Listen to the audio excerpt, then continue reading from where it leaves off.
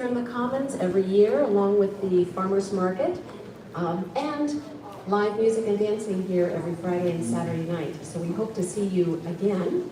But today, we are so honored and thrilled to host Congresswoman Pramila Jayapal here at the Commons to meet with you and to answer questions. She has been our representative in the 7th Congressional District since 2017, and we're so thrilled to have her here. So please help me welcome her, give her a big round of applause. Congresswoman Jayapal.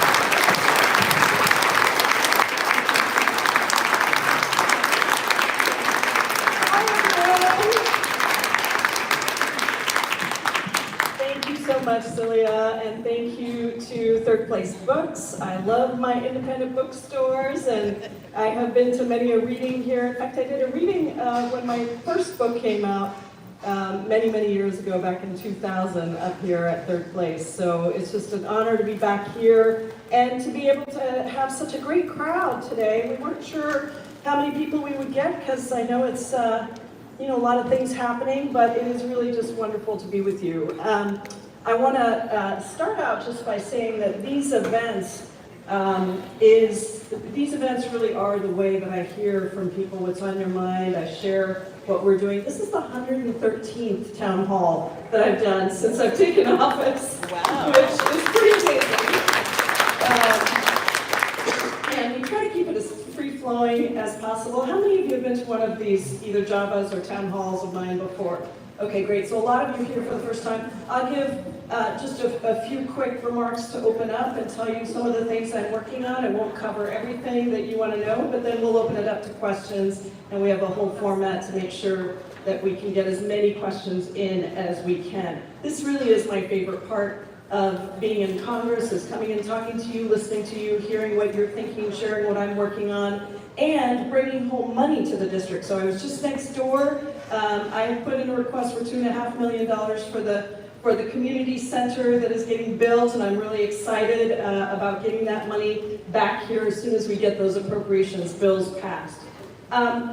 My office, one of the things I wanted to mention to you is a lot of people don't realize, but our congressional office is here to serve you, and that means that if you have any issue with a federal agency, right? Oh, you've used it twice, and Celia was telling me she has as well. We can help you. So you can come to us. We have a fantastic constituent services team. They will work with you on passport issues, immigration, Social Security, veterans benefits, really anything that the federal government does that you are having challenges with, we are here to help you. And I'm just really proud to say we've brought back more than $12 million to more than 10,000 families who needed help or were getting the runaround or weren't getting the answers they needed. My team is just amazing at doing this. So please do contact us, and several of my team are here and they can make sure to get you connected if you've got an issue you want to ask us about. All right, so in Congress, I'm working with my colleagues to ensure that our district gets the funding we need to fight the climate crisis, to improve public safety, to build more affordable housing, and to help our working families stay afloat. And in the 2024 funding bill, because when Democrats took control of Congress several cycles ago in the House, we reinstituted what we now call community-based project funding. It used to be called earmarks, for those of you who might remember that. We don't call it earmarks anymore. But that is our opportunity to lift up local projects like the community center next door and be able to fund that directly and sometimes make federal dollars. One of the things I've been trying to do is actually choose projects sometimes where the federal dollars are the first dollars in. And that provides leverage for projects to be able to raise money elsewhere. And so through that process, we have been able to bring in almost $20 million this cycle, but almost $60 million over the last couple of cycles since we've been doing this. This particular cycle, $7.5 million will be for affordable housing and emergency shelters, so we know that's a big priority in the district. It will construct or renovate 300 housing units and maintain emergency shelters for 200 people. That makes more than $12 million that we've secured for housing in our district through these community-based projects. We've also brought home $1.5 million for food banks to address food insecurity, expanding access for about 3,900 households annually. This, I think many of us thought that once COVID was over, that food access issue might go away, but actually our food banks have lines going around the block still. So this time around we funded Wallingford and Vashon Island. Last time we funded a couple of others. So each cycle we're trying to make sure that we invest in our food banks so people have access to food. All of this is on top of funding that I brought home through various projects. As I mentioned, almost $60 million for 39 projects, and we're going to continue to do that. We haven't passed the federal budget yet for 2025. As you may know, we have to pass a continuing resolution, which expires on December 20th. It is ridiculous that we go through this process every year. And we actually came up with what the numbers should be when President Biden negotiated the debt ceiling deal a couple of years ago. You might remember that. But the Republicans are not sticking to the agreement. And so we're still arguing about what those numbers should be, despite the fact that a deal was made that they agreed to. So we'll see how that goes, but hopefully we will be able to protect the investments that we desperately need in so many of the things that our communities rely on. And the deadline for that is December 20th. And once we pass those appropriations bills, that's when the money for Lake Forest Park's Lakefront Park Community Center would come through. And a really exciting project that I was thrilled to tour just now. So I'm excited about all of that work. I would be lying if I didn't say that this Congress has been incredibly disappointing for me as a member of Congress. Republicans have controlled the House. We spent weeks and weeks after they kicked out their first speaker, Kevin McCarthy. We spent weeks and weeks with no speaker.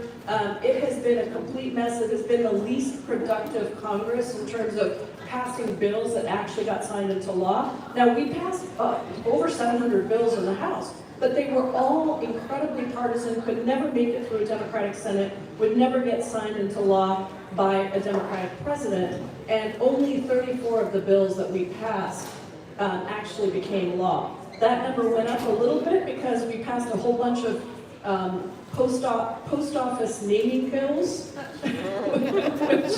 which became the thing that drove up those numbers a little bit, but it has been really depressing because this has been the least productive Congress in modern history since the Great Depression with those numbers. Last year, we spent a lot of time, or this year, we spent a lot of time talking about freeing our electrical appliances, about banning IVF, about targeting and raising the hate and discrimination against immigrants. I mean, it was really very painful. It was a lot of pushback that we had to do to remind ourselves that we are better than that. There are actually things that we agree with, regardless of what political party we're in. We agree that we should have more housing. There is not a single place in this country where you can actually afford the rent on whatever the minimum wage is in a house for a family of four. We all agree that we should have universal child care, that we should expand Social Security and bring it up to date with where we are, that we should expand Medicare to include dental, vision, and hearing, because why is it that when you get to be a certain age, when you desperately need that coverage for your eyes and your ears and your mouth, that you suddenly don't have that coverage? These are actually things that are so popular. We all agree that we should have sensible gun legislation so that our kids and our grandkids are not hiding under desks and going through drills and not knowing if they can be safe, whether it's in schools or community centers. So there's a lot of work that we could be doing, and I think that's why it makes it so hard to be in this situation right now. Instead, the Republicans have focused their time on the floor bringing to the floor legislation that is detailed very clearly in Trump's Project 2025. How many of you have heard of Project 2025? Okay, wonderful. We've done a lot of work to try and publicize what's in it because it is the blueprint for what would happen in a second Trump presidency, and the Republican House majority is not waiting for that to happen. They're trying to move those bills right now. I describe Project 2025 as a dangerous and dystopian plan to take over government and to control everything in your life. And if you look at it, it's over 900 pages. Anyone read all 900 pages? Oh, look at that wonderful, one wonderful man who's actually read it. But I did a town hall specifically on this, and I think we can probably send out the link to that town hall. But just a couple of things. It amasses unprecedented presidential power. It eliminates the checks and balances and actually replaces tens of thousands of civil servants with politically appointed people who would not say no. It actually makes the Department of Justice accountable to the president instead of being an independent entity, and it rolls back our rights and our freedoms. It would ban mifepristone. It would reverse efforts to lower prescription drug prices. It would push millions of seniors towards Medicare, what I call Medicare disadvantage. It would eliminate Head Start, and there's a lot more. I mentioned putting Trump loyalists in key positions. This would hurt all of our government programs and our programs that are based on the science and the expertise of people serving because they actually know something about the content of those programs. So that, unfortunately, is what the Republicans have been focused on. What we as Democrats have been focused on has been actually very wonderful. Obviously, I'm a Democrat, so I think so, but I think you will agree with me that using the president's executive authority, we were able to finally raise the overtime threshold to ensure that more than 4 million people are paid for hours that they are already working. This is a huge boon, and we've been trying to do things that lower costs and raise wages for people. We banned non-compete agreements, which affect 1 in 5 workers nationwide. We forced private insurers with Medicare Advantage plans to stop undermining traditional Medicare, and they were shoring up their profits by overcharging and other fraud and abuse. We have more work to do on that, but we made some good steps there. We finally beefed up funding for the National Labor Relations Board, which was really important because there's so much good union organizing happening across the country, but we need the NLRB to be strong to be able to enforce those unionization laws. And we expanded healthcare for DACA recipients, which was a huge priority for me, and we canceled student loan debt for almost 5 million people across the country. That is about 1 in 10 people who currently hold federal student loan debt. We were able to cancel that debt. Last Congress, when Democrats held equally slim margins to those that Republicans have now, we passed major transformative legislation. And we are seeing the effects of that in our community right now. We passed, don't forget, when President Biden came in and Democrats took over 4 years ago, we were in the midst of COVID. People were really struggling. And we were able to pass the American Rescue Plan. We were able to put money in pockets, shots in arms. We were able to shore up your local schools and city and county governments, your public transit. We increased unemployment assistance during that time, and we paused all evictions. So we were really trying to help people just get through what was a horrific crisis where people lost so many loved ones. And I think it just also showed us something really important. We invested in the child tax credit, if you might remember. And we were able to cut childhood poverty in half in this country. And so it showed us, yes, please, absolutely. It showed us that poverty and hunger are not personal choices. They are actually bad policy choices. And we can help fix that if we just give a little bit of help to struggling families in the moments that they need it the most. We also passed the Infrastructure and Jobs Act, the bipartisan infrastructure bill. I was key to making sure that when we passed that, we also passed the Inflation Reduction Act, and together, these 2 bills were absolutely enormous. So when you think about it, this wasn't just about roads and bridges, it was also about transit, it was about getting lead out of our pipes, In schools, it was about strengthening our electrical grid, expanding broadband access, and creating millions of union jobs. In Washington state alone, the infrastructure bill has delivered already $9.9 billion in funding to Washington state. We have created thousands of good paying jobs in clean energy and construction and more. And if you look then, if you add to that what we did with the Inflation Reduction Act, this was the biggest investment ever in taking on climate change.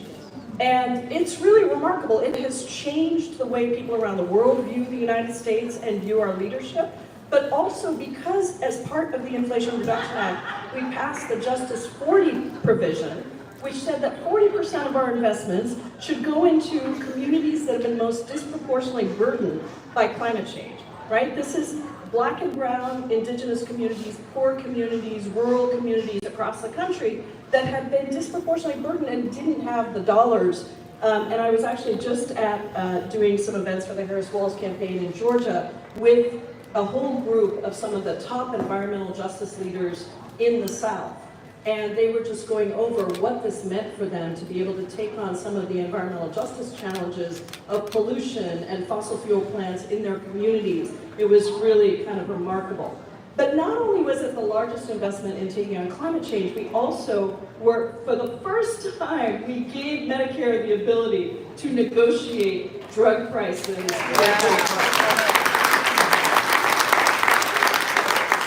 And so our initial set of drugs, those have just been announced. You'll start to see the benefits of that. But when we have control again, we intend to expand that initial set of 10 drugs to be at least 50 drugs so that we can continue the bargaining process, because there is no reason that Big Pharma should be profiting off of your pain and your illness. That's not happening in other countries. It should not happen in other countries. You know, we also capped insulin at $35, and so that is a huge thing for Medicare and for our seniors. And all of this was paid for by forcing the wealthiest individuals and the biggest corporations to pay a little bit more of their fair share in taxes. We're not done with that. We got a lot more to do on that front. But I think this was really huge. So there are a lot of other things. I'm not going to go through them because I want to get to your questions. We passed the CHIPS and Science Act. The CHIPS and Science Act has been really important because as part of that, we said these jobs that we're creating, manufacturing jobs, these should be high-road jobs. And so we were able to get into the process of giving money that corporations that were applying for CHIPS and Science, one, should not be doing stock buybacks. They should be investing in those businesses, because why do they need taxpayer dollars if they have enough money to just give their wealthiest shareholders money? But also that they should do things like provide childcare as part of that grant process, and they would get extra points in the grant process for doing that. So we've been trying to incentivize that kind of good behavior. The last thing I'll just say is that we are in this time where we are, and I think you all know I'm the chair of the Congressional Progressive Caucus, very proud to be that. We have 97 members in the Progressive Caucus. I'm also very proud to say that we could probably rename ourselves as the Centrist Caucus, because the vast majority of the ideas are supported by the center of this country. And if you go anywhere in the country, raising the minimum wage to a living wage, extremely popular, including in states that voted for Donald Trump. Getting to Medicare for all, a universal health care system, extremely popular even in swing states. Universal child care, very popular. Paid leave, very popular. So when people say we are radical and so left, I'm like, most of the things, I love going to Europe because all of the ambassadors that I meet with say to me, Representative Jayapal, they describe you as, left and very progressive, but in Europe, you would just be a centrist. And so, because we provide all of that stuff to our people, including free higher education, by the way. So anyway, I would just say that the Progressive Caucus has done a lot of work, as we did in the lead up to 2020, to come up with our day one agenda. If we have the trifecta again, if we keep the White House, if we have the Senate, if we have the House, one of the first things we need to do is get rid of the filibuster, because the filibuster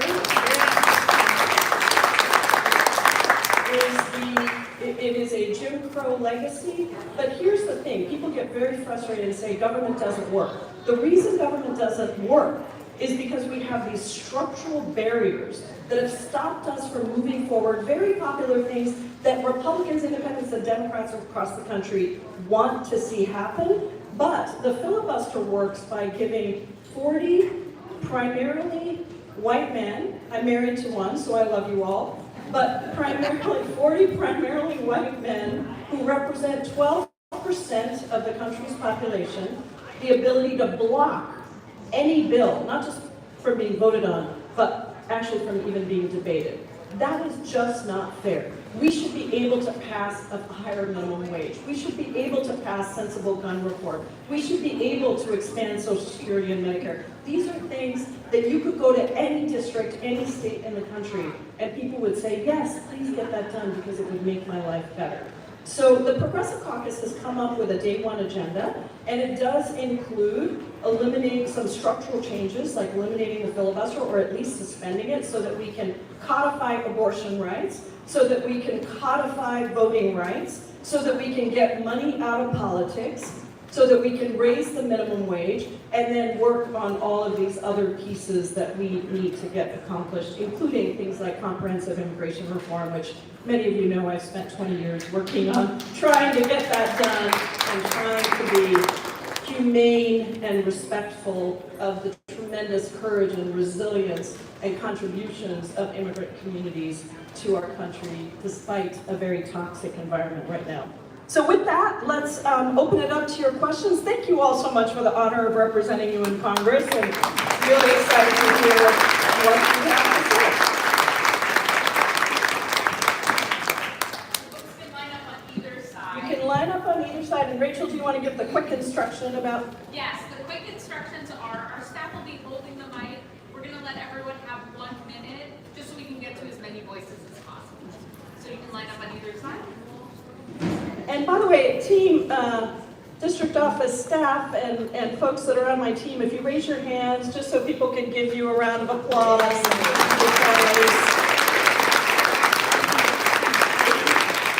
Nothing I do would be possible without these amazing people, and that was my Deputy Chief of Staff and District Director, Rachel Bergson. Okay, let's go. Who's first? Okay.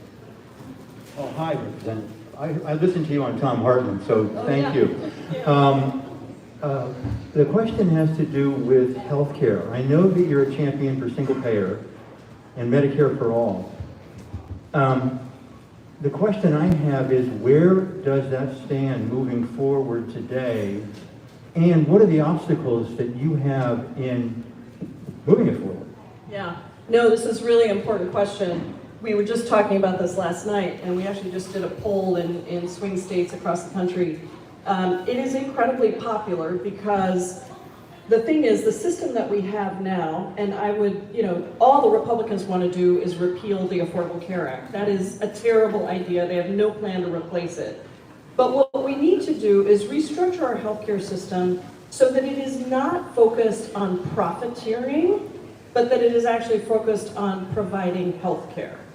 And the way to do that is, whatever you call it, whether you call it Medicare for All or something else, the way I believe we should do that is make the insurance part of the program just like it is with Medicare, right? The government provides your insurance card, not taking over the entire system, but it just provides your insurance card. That would mean that you wouldn't have to change insurance every time you change a job. It would mean that if you're a small business owner, or you want to be a small business owner, you would have insurance. It would mean that if you suddenly get unemployed, you would have insurance. It would be the same insurance, and it would be provided by the government, because as we know, Medicare, for example, is significantly less costly than when private insurance companies provide what I call Medicare Disadvantage. Same things, but at a significantly higher profit, and you get much less service. So if we can do that, and we can make the coverage, because Medicare right now does not cover everything it needs to cover. So expanding Medicare so that it covers dental, vision, and hearing, reproductive health. You may have seen that the Vice President just announced that she would like to have Medicare include a long-term care benefit. This is huge. That's in my bill. But this is really huge because it means that you can actually take care of your loved ones at home with you and be able to get some benefit for it and not go broke. And so expanding Medicare and then capping the out-of-pocket costs, because what's happening now is you're paying premiums and then you're paying, on top of that, you're paying your deductibles, you're paying your out-of-pocket costs that continue, and the idea that somehow you get all this choice, I just want to push back on that idea with these private insurance companies because you are limited to your in-network providers, right? So if you somehow go to someone that's not in your private, you can get a big bill for that. And on top of that, now the private insurance companies are putting in their own doctors to determine whether your doctor has told you, if your doctor tells you you need a surgery, that's now got to be approved by a private insurance company doctor. And so this is absurd. So where we are is that it's difficult we don't have the support yet for a full Medicare for All system in Congress. We do across the country, but we don't in Congress. So what we are trying to do is continue to try to expand Medicare as much as we can, add dental, vision, and hearing. How about lowering the retirement age, the eligibility age for Medicare, at least to 60, maybe down to 50, and expanding the number of people that are covered slowly, and then also expanding the things that Medicare covers, like the long-term care benefit. And we want to make sure we stop the privatization of Medicare through Medicare Advantage, or what I call Medicare Disadvantage. And so, happy to talk about that more, but that's sort of our plan right now. Thank you. Great. I think you're doing a really great job, Congressman. I think your knowledge blows me great. You're really great in your community Washington, D.C. for the citizens here watching D.C. I think you're doing a fantastic job. Your knowledge is 100% there. I do want to let you guys know something about the Heritage Foundation. I'm 65 years old. I know a lot of people at the Heritage Foundation. I've known them all my life in this area. There's a bunch of whacks. I wouldn't listen to them. They're really creepy. No, seriously, they're really bad people. I wouldn't worry anything about them. Most of the people, I'm actually from the other side, just to let you know. I'm a Kennedy Democrat, but I'm a Ronald Reagan Republican, and so I'm one of those people. So I really watch. I'm also a member of the Library of Congress. I have 4 books, and I'm very integrated in my knowledge. But what I'm trying to tell you is, I would get off the kick on the Heritage Foundation. I mean, I like the spiel. You're right. It's being pushed by these people, but they're nobodies. They're nothing. When you guys talk about pay your fair share, remember that some employers have 50,000 employees. And they're trying to reach to 75,000 employees in these communities that you don't know anything about. And when you're talking about fair share to these people, you're talking about having them deduct money from them, and they're expanding what they're doing. Okay, so anyway, good job. Thank you. Thank you. I know I've seen you at a couple of other town halls, and I really appreciate having people from all political ideologies. People always say, well, you're a Democrat. I said, I'm a Democrat elected to serve everyone. So we've had a lot of Republicans come in and get support from our office, and I'm always interested in the conversation. So thank you, sir. Appreciate it. Hi, I'm Kelsey. This is Kendall. Obviously, I'm a new mom. I'm also a pediatric nurse, and I have a lot of concern for the maternal mental health. A study was done last year. It was the first study done on maternal mental health past 6 weeks. And what that one study showed us is that maternal mortality, the #1 cause of death to mothers, is actually mental health. The Surgeon General just announced a couple weeks ago that he is concerned that 33% of all parents have mental health crises. All of this to say, it feels as though nothing is being done. We all are aware that this is a crisis. This is impacting our kids, our families, our employees. It's impacting everyone. What can we do about it? Yeah, no, well, first of all, congratulations. Is Kelsey, is that right, Kelsey? How old is Kendall? 6 weeks, wow, amazing, congratulations, and welcome into the world.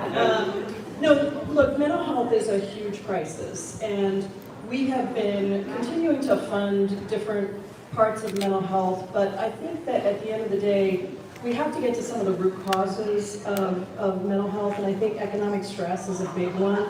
And I think particularly for new moms, it is a huge one when childcare costs $2,900. A one-bedroom apartment in Seattle costs $2,100, and that's $2,900 a month, by the way. And so the stresses that new moms have is really significant. And you add to that the actual changes in the body that are happening and the lack of discussion about post-traumatic stress disorder and, a lot of, I'm just going to say, I've talked about this a little bit in the past, so it's not totally private, but I went through a terrible postpartum depression. And nobody was talking about that. I had no idea what I had. I literally had no idea what I had. And nobody was talking about it. My kid was born 1 pound, 14 ounces, and was just really, really sick. And so there was a lot going on. And I think part of what we have to do is destigmatize the shame of mental health challenges and have more supports available. We right now don't have enough qualified mental health counselors, not in schools, but also not for adults. There is a real dearth of people, and the ability to now, telehealth has been good because it's meant that people in areas where we don't have that kind of a workforce might be able to get online. But we just need to do a lot more to invest in training up a skilled workforce, in talking about the issues, and then addressing the root causes of what ends up being a lot of the stressors. And so I think the Surgeon General, who's a good friend of mine, has done an amazing job of just even talking about loneliness. He's written a whole book on loneliness. He's taken on mental health of young children, and we've actually done a number of town halls in the district around young people and mental health for young people. And you're raising another really important segment of people, which is new moms. And so I just want to say that I'm very aware, both from a personal and sort of a community perspective of what you're talking about, and I would just encourage you to continue to talk about this, and we will continue to invest in this area, not just with money, but also with programs that educate people about what this is so that people can seek support without shame. And congratulations again, Kelsey and Ken.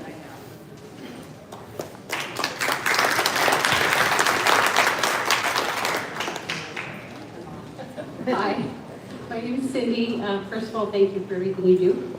I am aware that you are a member of the Quiet Skies Caucus, is that Yes. right? Okay.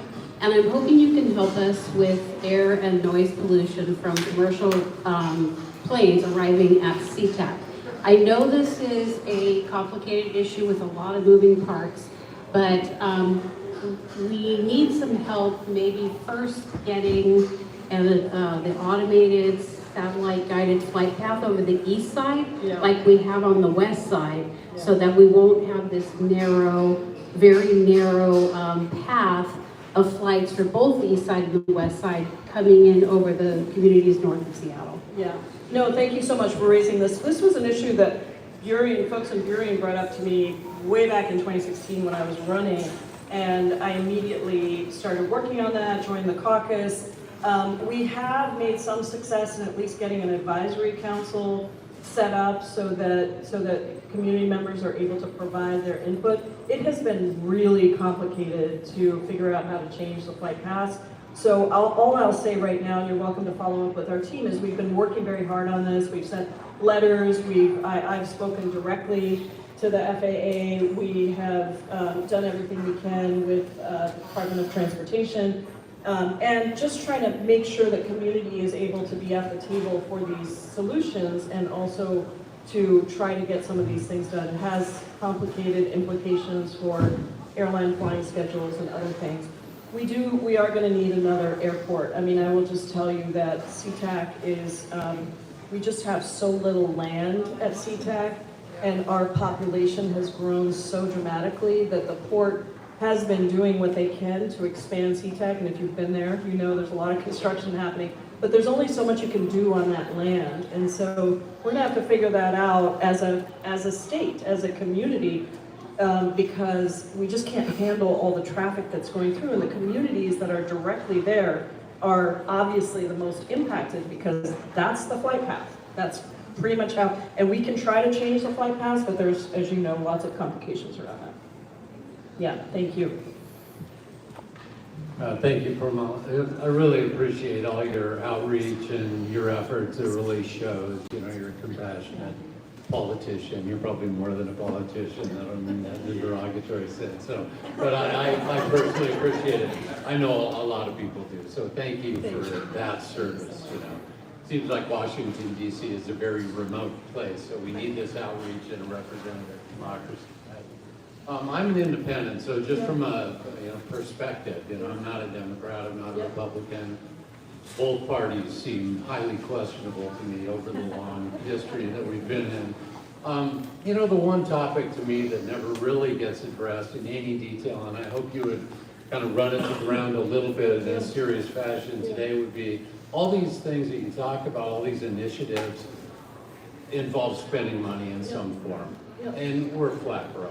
You know, I mean, the federal debt, the ongoing deficits, the growing deficits, the interest on that debt is eating the federal government alive to a point where we're not going to be capable of doing anything that we know we all want to do. Yeah. I agree with you about that. So can you get into that in a fairly serious and you know, sophisticated way so we can understand what's the Democratic Party's view on resolving this issue in the longer term? Yeah, well, and I'm happy to do a follow-up because this is a bigger, it could be a town hall in and of itself, and maybe we should do one. And thank you for being here as an independent. I say the same thing to you as I do to the gentleman over here. I think it's important that people understand we're all in this together, and there's actually a lot that we agree on. And so I'll give you my brief answer, and I have a master's in business from Kellogg that I pull out every once in a while. I worked on Wall Street, 25 years ago, and here's my belief. My belief is that when you invest, like think of a business, right? When you invest, you put a lot of money in because you know that you're going to get something out of it. And for a long time, we went with this idea of trickle-down economics. If you invest in the biggest businesses, the wealthiest individuals, that you would then get the effects of that downstream. That was going to create jobs, it was going to help everyone succeed. And my belief is that that has been, and I think this is now true for most Democrats, I think not all, but most, that kind of what I call neoliberal economic thinking has shown to be absolutely false. It is not true that when we invest in the biggest corporations and give tax breaks to the wealthiest and the biggest corporations, that trickles down to everyone else. Because if it did, we've had decades of that, and we would have less income inequality and more growth, economic growth, than we have had. So the question to me is not, do we spend? The question is, what do we spend on? And if we were to spend, for example, in investing in everyone being able to get a higher education, because K-12, like a high school education is no longer sufficient in this world. It could be a trade school, it could be a 2-year, it could be a 4-year. I'm not saying it has to be a 4-year. But we need to give people the skills so that they can actually take care of their families, right? If we were to invest in paid leave for people, if we were to invest in healthcare for people, some of the basic things that most of Europe has said, these are the safety net. This is like Maslow's hierarchy of needs, right? You invest in those things. What would happen is people would be able to take care of themselves. And it's the idea of middle out, bottom up economic growth versus trickle down economic growth. And so my belief is that when you look at Donald Trump passed his Trump tax scam in 2019, that added $2 trillion to the deficit. We've had 6 years to show that the majority of that went to the wealthiest, and it didn't create more jobs, and it didn't help working people. Why not think about investments in terms of what's going to pay us back? And what pays us back is investing in people when they need it, giving people a hand up. Some people go through hard times. And in other countries, if they go through a hard time, they don't have to worry that they're going to lose their health care. And then we're going to have to invest in enormous amounts. Why not invest in universal health care so that America doesn't pay the most and get the least out of our healthcare system? That's what happens right now. So that's on the investment side. Okay, how do we bring down the deficit? You look at the revenue side. Because, by the way, I actually think that investing in the things I'm talking about are a hell of a lot cheaper than putting $900 billion into the Pentagon, which is the only federal agency that has never passed an audit. How can any respectable business person say we should have $900 billion go into the military, into the Pentagon budget, and they can't even get a clean audit? They've never been able to pass an audit because it's all a lot of waste, fraud, and abuse. Not all, a lot of waste, fraud, and abuse. The other side, I'm trying to do this as quickly as I can, but you asked me for more detail. Okay, the other side is the revenue side, right? How do we get revenue in? If we just created a fair tax system where the wealthiest paid their fair share, how do they pay their fair share? We have higher corporate income tax, we have capital gains taxes, we have a wealth tax. There are many solutions to how we bring in revenue. Look at the fact that even just investing a little bit of money in the IRS, which we did through the Inflation Reduction Act, produced in the first year $1 billion of extra revenue. Because guess who's cheating the country? It's not working people and poor people. It is the richest people who are refusing to pay what they owe, and the IRS was finally able to go after them. So that's how you create the revenue. I believe we actually have plenty of money. I don't think we as a country suffer from scarcity. We suffer from greed.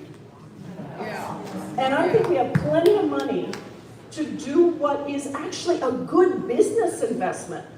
I mean, wouldn't you rather invest in giving people what they need at the very beginning so they can get the skills and the jobs, and then they can take care of themselves? And that helps all of us. I think that's really the way we should go. That's my very short Econ 101 lesson on... Yeah.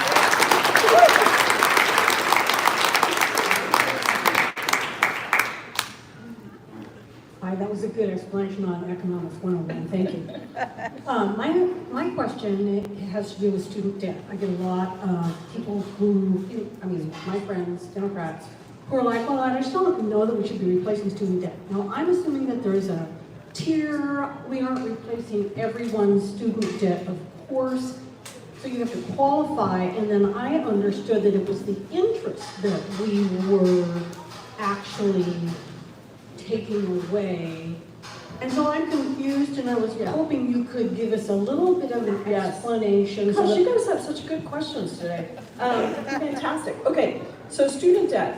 Why do we have so much student debt? It's because the federal government is charging more for interest than we actually pay for the money, which is crazy, right? So we charge a higher interest rate for people who are trying to get an education. First of all, we don't make higher education free. That's what I think we should do. That would actually be the investment that I'm talking about. But then we say to people, well, we really want you to get a higher education, but you're going to have to pay for it. Not only are you going to have to pay for it, you're going to have to actually pay more in interest than we get. So we're profiting. The federal government is profiting off of the interest. And what that means is interest compounds, right? People who have a house, you know, like you look at most of your payments are not going to your principal, they're going to your interest. And so that happens with student debt as well. That's how we've ended up with so much student debt in the country, because people have been paying off these loans forever, but then they never pay off the principal. And so canceling student debt, when we cancel student debt, we're primarily canceling interest, because most of the people for whom they qualify for the debt relief that the president put into executive order, those are people who have had student debt for a long period of time.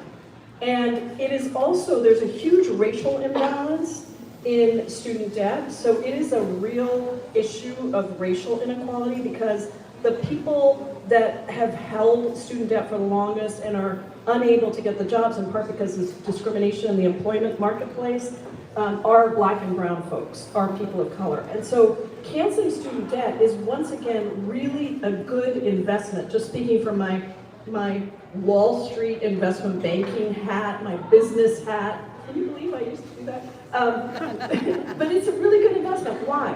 When we free up you from a student debt payment, right? What are you going to do with that money? You're going to spend it on buying a new car, on buying a new house. You're going to put it back into the economy, and it is going to be reinvested in the economy. So we're taking the money away from the debt collectors and profiteers and putting you in a place where you can actually put money back into the economy as you take care of yourself and your family.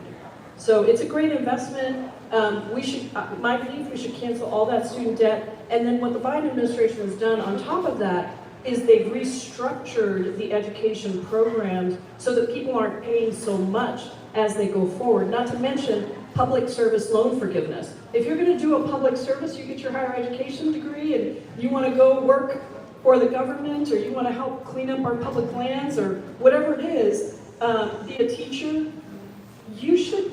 we should value that. We should give you special loan forgiveness. And so those programs have been really successful as well, thanks to the Biden-Harris administration. Thank you.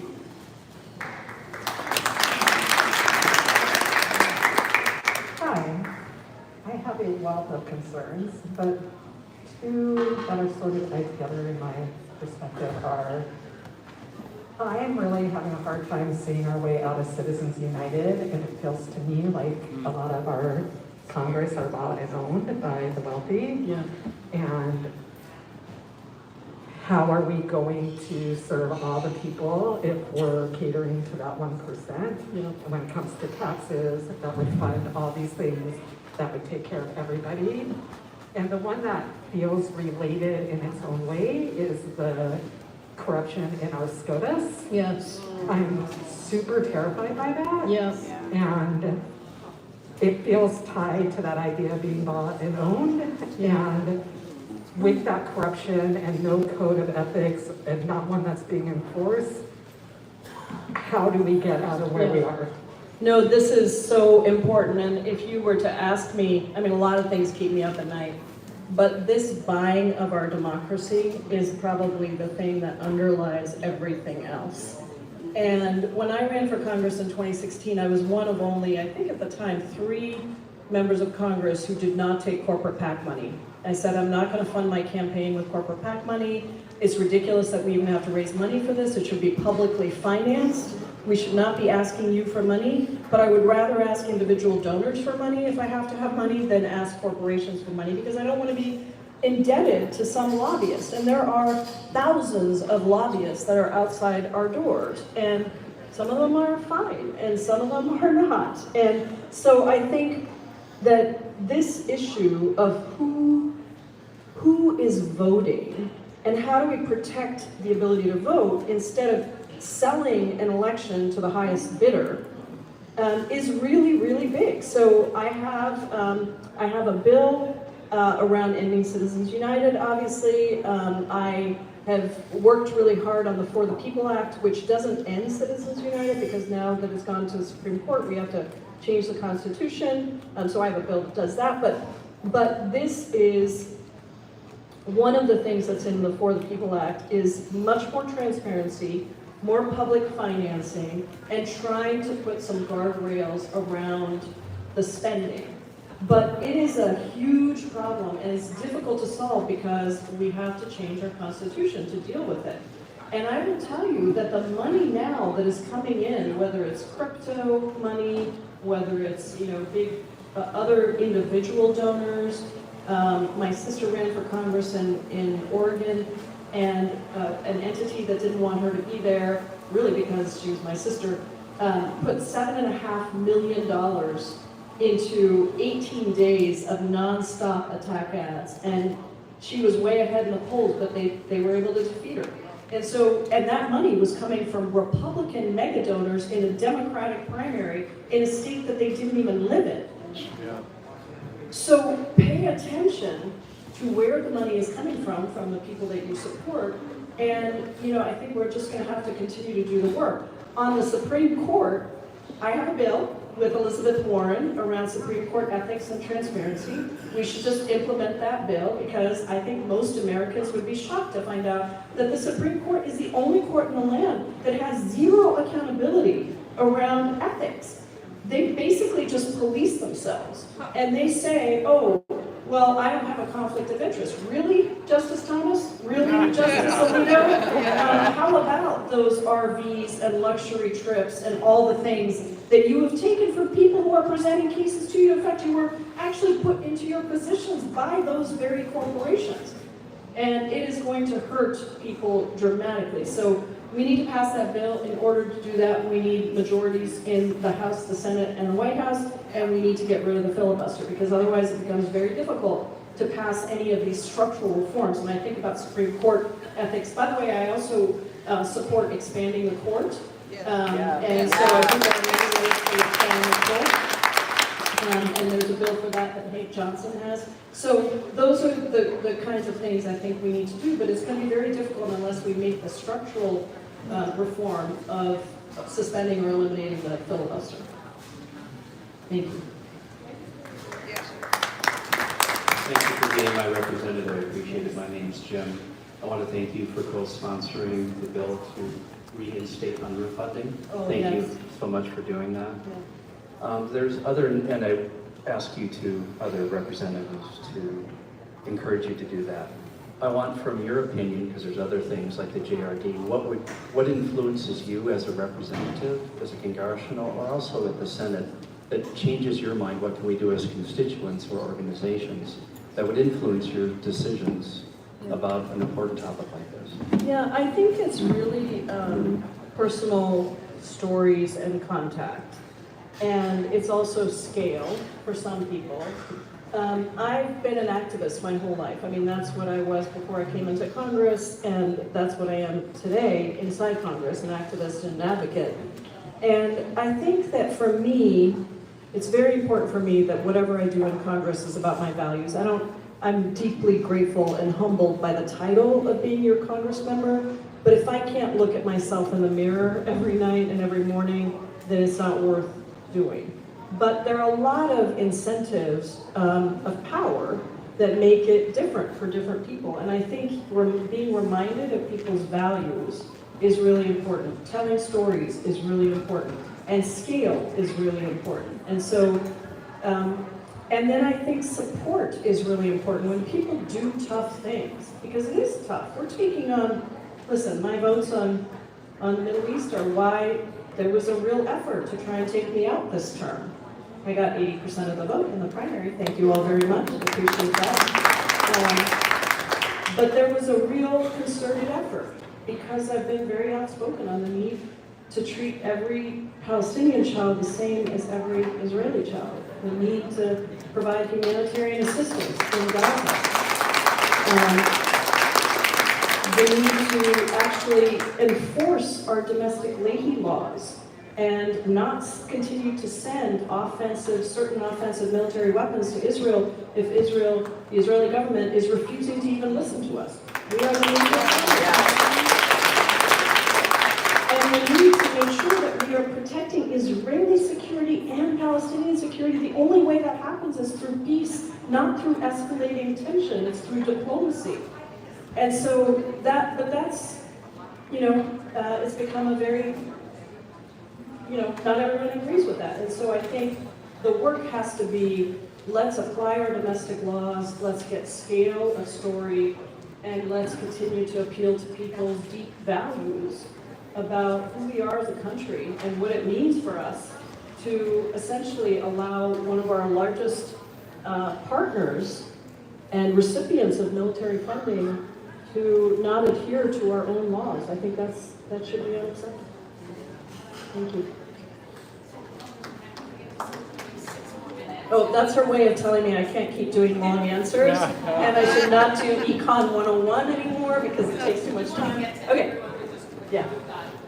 Do you want to do 3 questions, and Rachel, and at the same time, and then I'll try to answer the Next question, then she'll address it, then we'll go to the other side. This will be quick. It's an affordable housing question. Yeah. I want to thank you first for your leadership on affordable housing. And yeah, we haven't talked about it yet here, and you gave it sort of top billing at this event, and so I want to hear a little bit more about where you think it is. It's been great to see it come up as a major issue, as part of the presidential platform. That feels like a big step. But so just kind of an overview of where we are federally, and then also, it's one of those issues that is a national issue that is being fought on the local level everywhere, and that there's a lot of tensions in that. So if there are kind of insights that you have for folks as part of municipalities or locally on affordable housing that we can work in concert with you, that'd be great. Excellent, thank you. I'll take all three questions together and then I'll answer. Thank you. I've been helped twice by your office this year, and everything's been resolved, and thank you. My name is Deborah. I'm an immigrant Gen Xer, and I'm a paid caregiver for my disabled sister, making $24 an hour. I'm also an unpaid caregiver for my mother. There are millions of unpaid and underpaid caregivers, and when we reach retirement age, we are going to be broke. Social Security isn't going to be enough for us. How can a potential Democratic House work with a potential, hopefully, Harris administration to support caregivers and ensure that our retirement is perfect? Thank you, Deborah.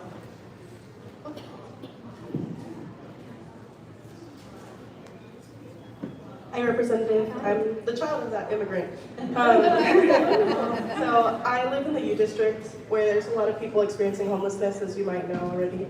And a lot of the people that I pass by, I tend to talk to them because I see a lot of familiar faces, and a lot of them have mentioned how a lot of homeless people, especially at night, they get addicted to stimulants because for them it's safer to be on the streets than in shelters. Where I know a lot of money is trying to be allocated to different shelters in Seattle and in the greater Seattle area. I was wondering how much of that money is being allocated to like addiction counseling and mental health stuff for people who literally cannot afford any kind of healthcare when they're out on the streets and trying to do the best they can with what they have. Thanks for being my rep. No, thank you so much. Okay, so affordable housing, absolutely, it is a national issue that's being fought on the local level. One of the big things that we are trying to do, where did you go? Affordable housing? No, the first one. Oh, there you are. Okay, I wanted to look at you when I was answering.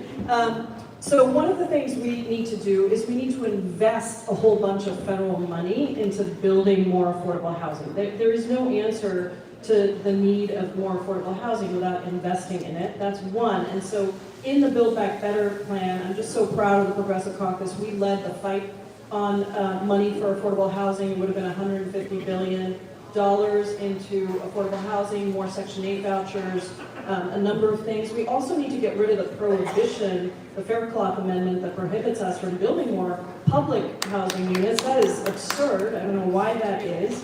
And well, I do know why that is, but that is really important as well. And then second, we need to go after all the private equity that's coming into the housing market and driving up rent, because anywhere in the country, the rent is too damn high. Yeah. And it's driven by algorithms and by private equity that drives up rent prices. So you might have seen that the FTC and the DOJ have taken this issue on, and I'm really hopeful that maybe we can crack down on price gouging in the housing market. I have a bill, Housing is a Human Right. It would invest $300 billion into many different parts of this crisis.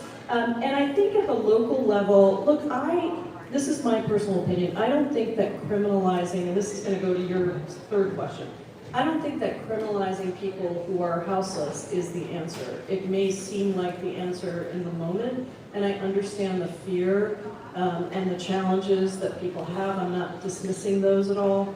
But I think what we need to do is invest in housing. We need to make different kinds of housing available. We need to invest in mental health and in addiction treatment, because these drug companies, every time I watch one of those series on Netflix about fentanyl, opioids, I like throw things at the TV, because these were created crises by drug companies who wanted to profiteer. And the solutions to this, to the kind of addiction that we're seeing now, they are very limited.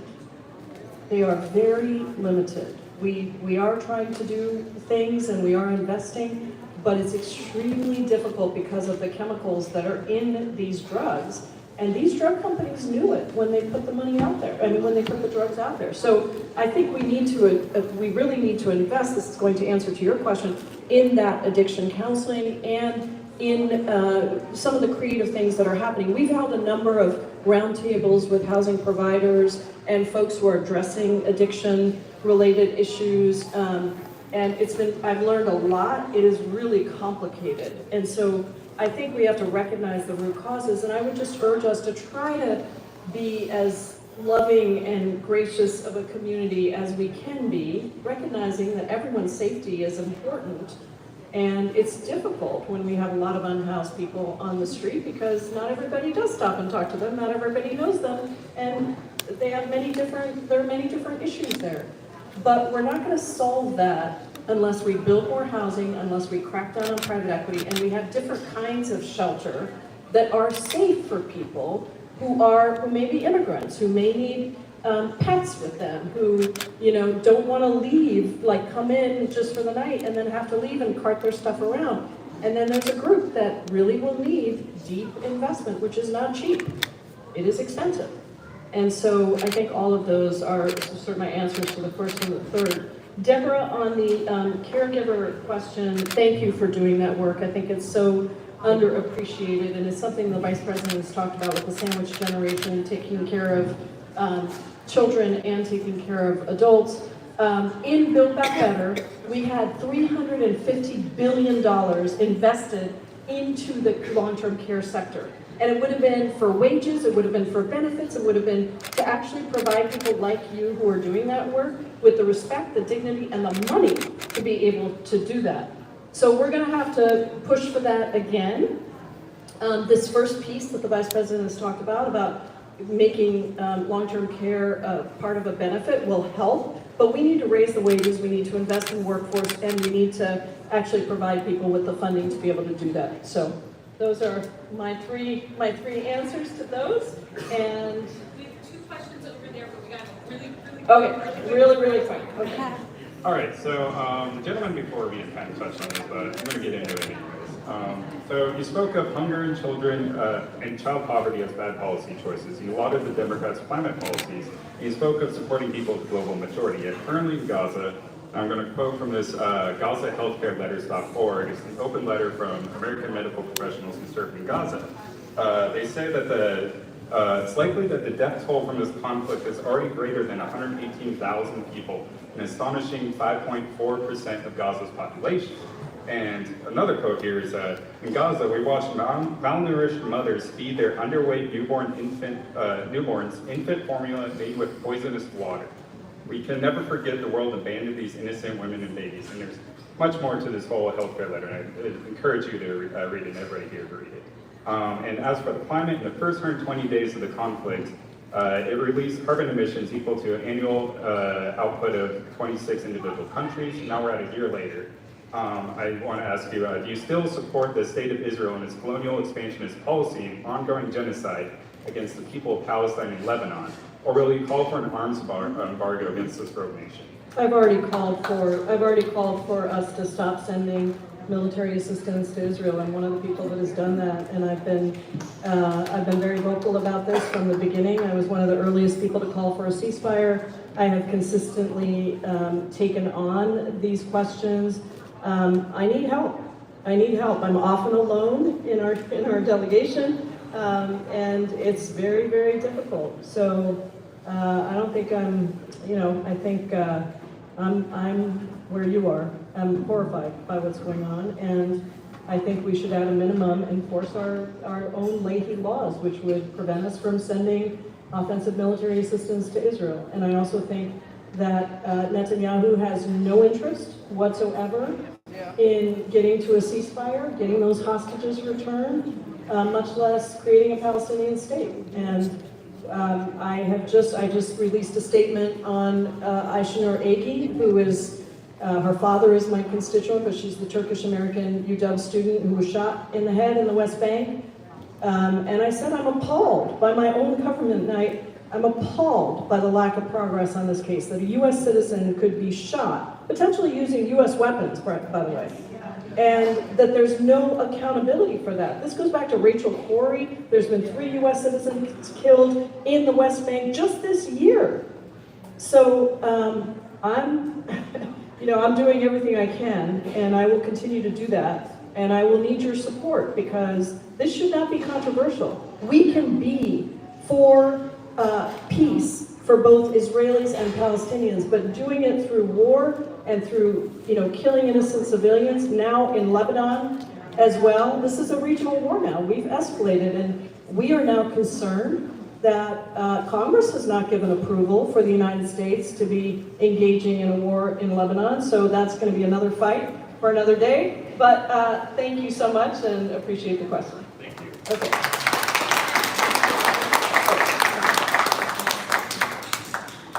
Hi, Congresswoman. Thank you for all your work. I've reduced my little spiel to bullet points. Okay. Hospital mergers, it's a huge problem in Washington State. And it's an issue nationally. If you read up on the statistics, and people might not be aware that 40% of hospital beds in this state are owned by the church, Catholic Church. Not saying anything about the Catholic Church, but healthcare access is limited, and information on aid in dying gets limited. And if you live on the Kitsap Peninsula, you don't have a choice. And I really hope that nationally some attention will be paid to this important issue. Absolutely, and yes, I'm on the antitrust subcommittee, so we're already looking at what can be done around hospital mergers. I have a couple of bills around this. We're also looking at private equity coming in, because when those mergers happen, often these smaller hospitals are taken over by private equity, then they're shut down. So I've got a bill called the HOT Act, which is about private equity. I've got a bill called Health Not Wealth Act, which is also about hospitals. So take a look at that, but it's very much on my agenda. Thank you all so much for being here. Thank you for your support.